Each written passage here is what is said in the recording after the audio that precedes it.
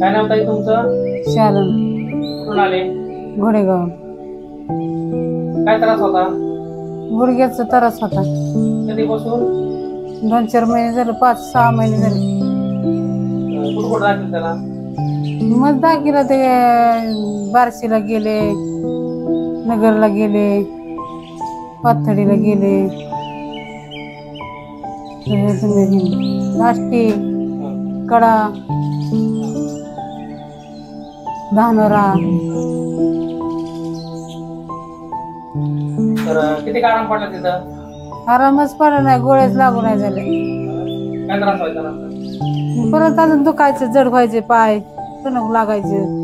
चालायला प्रॉब्लेम होतो. हा आता आता आपलं ट्रीटमेंट चालू आहे आता. हा आता पडलाय थोडा आराम.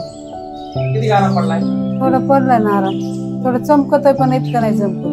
चालता येत नव्हतं थोडं बसायला उठायला. हा आता काय होतंय?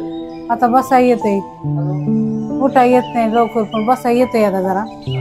पाय आकडत येत, लांबत येत.